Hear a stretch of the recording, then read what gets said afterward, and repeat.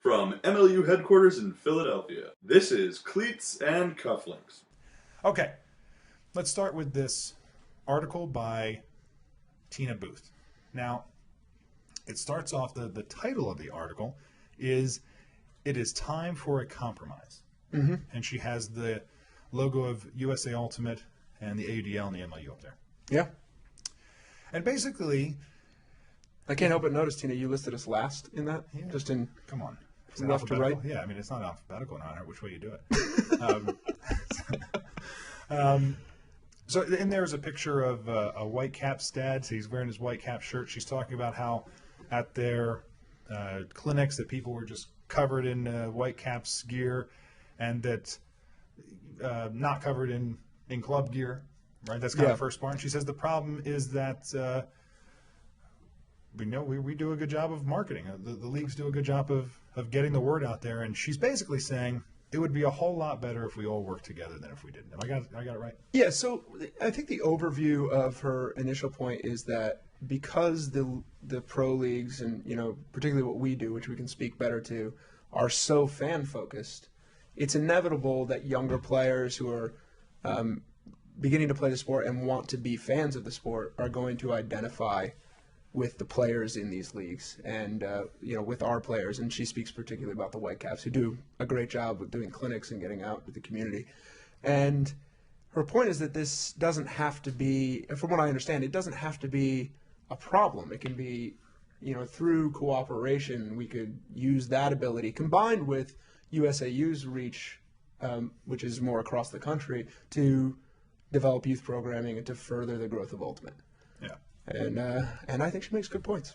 She definitely makes some good points. She says her last section says the compromise. She talks about how the USAU made a clear policy against working with the MLU, right? Or recognizing us. Recognizing. Yeah. She suggests, and of course, well, I'll get into that. We'll get into what our stance was, but she suggests number one that broker an agreement with the leagues to have a USAU presence at their games to promote the sport to its young audience, right? Yeah, so like she's talking about a booth there where, you can say, hey, you want to play Ultimate like these guys do, here are the people to talk to. Activation booth. Yep. Yeah, absolutely. Number two, welcome players from the pro leagues at USAU clinics or any other youth-targeted event. The volunteers running these clinics get all the help they can get. And basically saying, let's all be together, just like any USAU basketball and the NBA, all this stuff.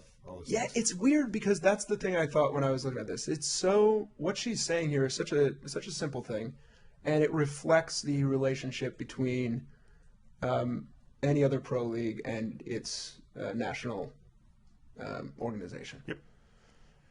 And then she just says the last thing. She didn't mention refs or spirit of the game or any of those things, and I think that's good. Those to me are. I liked her reason for that too. To quote her, she says, "These debates are often too theoretical and miss the real practical work that still needs to be done." And I like that idea. We have practical work to do to grow our game, and we have so many opportunities to do it. It's such an accessible sport. I love the idea that this sport is an easy sport for schools that are struggling to support more expensive programs to pick up. Lacrosse is very expensive, hockey is very expensive, football is very expensive. Yeah. We have a sport that's a nice alternative to schools that are struggling with that, and to, not just schools, but community organizations and other types of programs. Right. And the idea that we're going to get hung up in this internal debate that's going to hamstring our ability to create that growth, it seems absurd. Yeah, and we're set to run 200, at a minimum, really, 250 clinics. Our target's 500 clinics in this calendar year or 18 months, right? Yeah. Think about it. That's a lot of clinics. That is a lot of clinics. And that's something we've gotten pretty good at. So, 500 clinics and 3 camps, it'd be great. It'd be great to all be together in some way, because this is the rising tide lifts all boats. The more they hear about Ultimate, the more they talk about Ultimate, and this is anybody, the more they engage in Ultimate. Yeah, and the more everybody's, if we have to look at everything as a business too, the more everybody's bottom line improves. And the more we're able to fulfill our mission, our mission to our fans, our players, our staff, etc., USAU's mission to their members, Both of those are served by this. And I think from our point of view, we know that there's been tension between the organizations, obviously. We have problems with some of the ways that they run their business, and they have problems with the ways that we interpret Ultimate and run our business. But I don't think those problems are in any way insurmountable. And I don't think our differences in opinions on certain issues are in any way a problem in terms of working together to develop the sport. Now let's turn the mirror around. Look at ourselves. Let's look at ourselves. Okay, you look great. By the way, most of you aren't watching this on video because obviously the listening audience much bigger. But it is Scarf Day. It's Scarf Day here in the white cap scarf in Cleats and Cufflinks studio. We have two teams have scarves in the MLU, the white caps and the Stags. Mm-hmm. I'm wearing my Sons of Ben scarf, which was given to me at the first MLU championship game by the Supporters Club for the Philadelphia Union, the MLS team. Yep. And you are wearing just a terrible, terrible scarf. I'm wearing Greg's Chelsea scarf. Yeah, it's Greg sized. Yeah, it is Greg sized. It's Greg sized, little scarf. But it's a bar scarf. A barf. A barf. Yeah. Right. So I like it. It's nice. Anyway, so yes, the mirror is off. So we got a little. Boy, you really on that for a long time. We did the podcast and the analysis of the USAU budget. We were very critical of them. You regret that podcast? I don't regret the podcast. I think that it helped start a conversation that was worth having. How about you? What are your feelings on it? I do. Well, I'm a proud guy. Yeah. But I regret parts of it. I'd agree with that. Here's what I regret. We bring so much positivity to so many things we do. And of course, whenever you start a business, and we'll talk about this in our second segment, you get a lot of negativity put towards you. And you constantly have to put it aside or bury it or use it to fuel you. And you never want to take negativity into your business. It just doesn't help anything. And we're so good pretty much all the time about spinning positives, and we preach it. And me personally, I brought out a lot of negatives about USAU that I wish I would have done differently, because I could have done it as a member who was concerned instead of a member who was angry.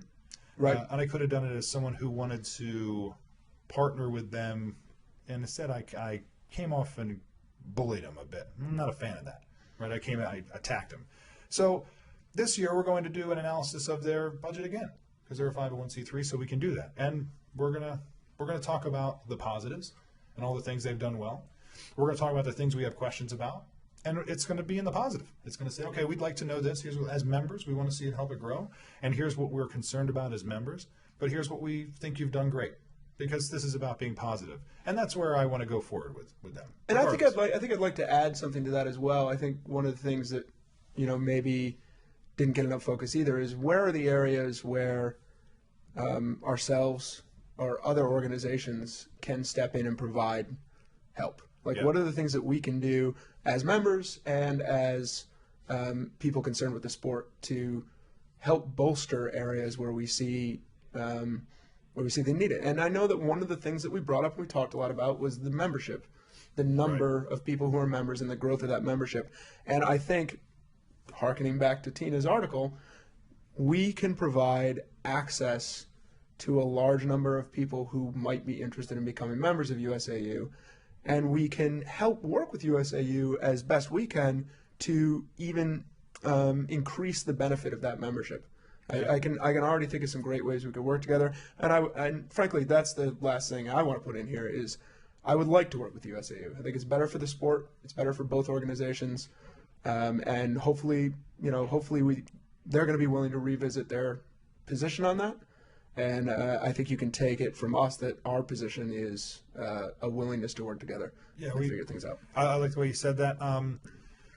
I mean, an honest feeling here. I feel I hope they feel this way too. I'm bored with it. Like, it's boring now.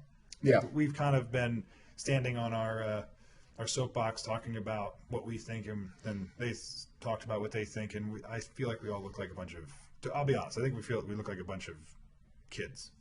You know? Yeah, and particularly to outsiders, you don't realize, I don't think, how irrelevant some of the arguments that we're having are to people who are not deeply in the game. Yeah. It doesn't mean that you can't still have these philosophical debates and discussions. I think that's healthy. Yeah. It's just become too much a part of our front-facing business when we talk about our relationship with USAU, and that doesn't make any sense to people who aren't deeply, deeply embroiled in the game itself. Yeah, and we're fueling kind of the, and this is, again, we're taking responsibility. We're fueling the, who's better, what's right. They have great values. They have their gender equity policies. They work to try and make the sport and the way they present it very fair and accessible. And it's good stuff what they're doing. There's things that I would like to help with. But either way, again, I'm going to focus on the positive. So our feeling is we work so much. So I'm bored with the, any contention with them. We're here to help. If they don't want to partner, I have nothing bad to say. That we'll just wait here patiently and supportively until that day comes. We'll also reach out. I think I did. You wrote them an email just today. I wrote Tom Crawford and Mike Payne and a bunch of others. The whole email. I wrote them all an email saying, I would like, I want to let all the water that's, under the bridge. Like, we've all said stuff we didn't, it wasn't nice back and forth to each other, right? We said lots of things that we all regret, and it's over for me.